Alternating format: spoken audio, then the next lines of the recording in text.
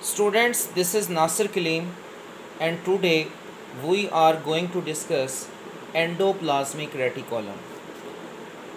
तो स्टूडेंट्स, जैसे नाम से जाहिर है कि एंडो का मतलब होता है इनर, प्लाज्मिक का मतलब होता है साइटोप्लाज्म और रेटिकॉलम का मतलब होता है नेटवर्क। तो अगर हम इसकी मीनिंग को कंसीडर करें तो इसका मतलब है कि साइटोप्लाज्म के अंदर पाया जाने वाला नेटवर्क, गुच्छा, क्लस्टर। तो अगर हम इसको डिफ़ाइन करें तो डेफिनेशन कुछ इस तरह से बनती है कि it is a network of channels extended through out the cytoplasm. नालियों का एक ऐसा गुच्छा, रास्तों का एक ऐसा नेटवर्क जो एक तरफ से प्लाज्मा मेम्ब्रेन और दूसरी जानिब न्यूक्लियर इन्वेलप या न्यूक्लियस के साथ जुड़ा होता है। तो ऐसा गुच्छा क्या कहलाता है? एंडोप्लाज्मिक रेटिकुलम कहलाता है। हाँ जी, तो ये चैनल्स का मतलब दो तीन मीनिंग्स लिए जाते हैं। तो यहाँ पर हम ये जैसे आपको रेड कलर में एक रास्ता नज़र आ रहा है, तो ये एक रास्ते के तौर पर भी काम करता है और रास्ते का एक दरवाज़ा न्यूक्लियस में होता है और दूसरा दरवाज़ा प्लाज्मा मेम्ब्रेन के पास होता है। Continuous to the nuclear envelope and plasma membrane, एक जानिब न्यूक्लियस के साथ जुड़ा हुआ है, दूसरी जानिब प्लाज्मा मेम्ब्रेन के साथ जुड़ा हुआ है। वेरी करता है in different cells. For example, अगर हम ग्लैंडुलर सेल्स की बात करते हैं जो डिफरेंट सेक्रीशंस को खारिज करता है, उनमें एंडोप्लाज्मिक रेटिकुलम और गोल्जी अपरेटस दोनों बहुत ही ज़्यादा कम्प्लेक्स होते हैं। इसके अलावा एंडोप्लाज्मिक रेटिकुलम में ये आपको जो ऐसे ट्यूब्यूल्स सी नज़र आ रही हैं या इसमें सैक्स भी पाए जाते हैं, तो इन ट्यूब्यूल्स या सैक्स की बात की जाए तो ये मेम्ब्रेन से बने होते हैं और ये मेम्ब्रेन सिस्टर्नी कहलाती है। टू टाइप्स हैं एंडोप्लाज्मिक रेटिकुलम की। एक रफ़ एंडोप्लाज्मिक रेटिकुलम जिसको हम RER से ज़ाहिर करते हैं, और दूसरे नंबर पर आता है स्मूथ एंडोप्लाज्मिक रेटिकुलम। तो सबसे पहले हम बात करेंगे रफ़ एंडोप्लाज्मिक रेटिकुलम की। रफ़ एंडोप्लाज्मिक रेटिकुलम की बाहरी सरफेस रफ़ होती है। रफ़ इसलिए होती है क्योंकि इसकी एक्सटर्नल सरफेस के ऊपर ग्रैनुलर स्ट्रक्चर्स पाए जाते हैं जिन्हें राइबोसोम्स कहा जाता है।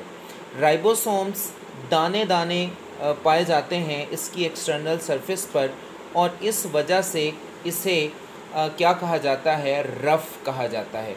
तो अगर आप इस डायग्राम में देखें तो आपको ये छोटे छोटे ग्रैन्यूल्स नज़र आ रहे हैं। ये दरअसल क्या हैं? राइबोसोम्स हैं। और राइबोसोम्स आप सब जानते हैं कि ribosomes are involved in protein synthesis. On the other hand, next type है स्मूथ एंडोप्लाज्मिक रेटिकुलम। और स्मूथ एंडोप्लाज्मिक रेटिकुलम की जहाँ तक बात की जाती है तो इसकी एक्सटर्नल सरफेस स्मूथ होती है, बिल्कुल हमवार, मुलायम होती है। और मुलायम होने की वजह ये है कि इसमें राइबोसोम्स नहीं पाए जाते। तो यहाँ पर जो इसके सिस्टर्नी दिखाए गए हैं उसमें आपको इस तरह के ग्रैन्यूल्स नज़र नहीं आ रहे। तो ये ग्रैन्यूल्स ना होने की वजह से इसकी बाहरी सरफेस जो है वो स्मूथ होती है। तो such type of endoplasmic reticulum which are without ribosomes is called smooth endoplasmic reticulum. अब हम इनके फंक्शंस की बात करेंगे। फंक्शंस में सबसे पहला function, smooth endoplasmic reticulum is involved in detoxification of different type of toxins, metabolites, drugs, etc. हमारे सेल्स के अंदर जो भी टॉक्सिक सब्सटेंसेस एंटर होती हैं तो उनमें फर्स्ट जो डिफेंस है, डिफेंस लाइन जो है वो क्या है? स्मूथ एंडोप्लाज्मिक रेटिकुलम है। Next, smooth endoplasmic reticulum is involved in mechanical support. Cell को बाकायदा शेप देने के लिए, सेल की मेम्ब्रेन्स को आपस में कोलैप्स होने से बचाने के लिए ये हमारे पास एक मीडियम है, एक स्ट्रक्चर है जो सेल को एक मैकेनिकल सपोर्ट प्रोवाइड करता है। इसके अलावा it is also involve in the metabolism of lipids.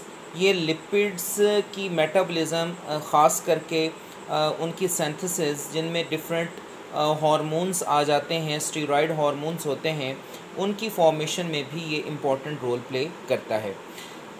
Fourth number पर है कि it involve in the muscle contraction. Nerve cell के अंदर it is responsible for storing calcium ions, और calcium ions play very important role in the muscle contraction.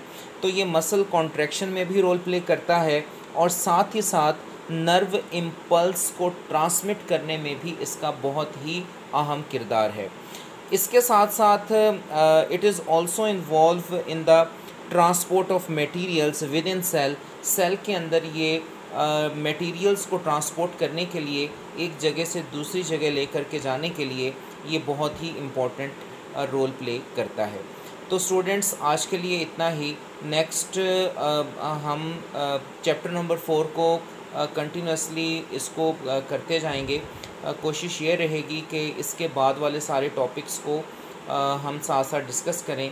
तो channel के साथ जुड़े रहिएगा और सब्सक्राइब कीजिएगा, और अगर आपको वीडियो पसंद आए तो लाइक कीजिएगा।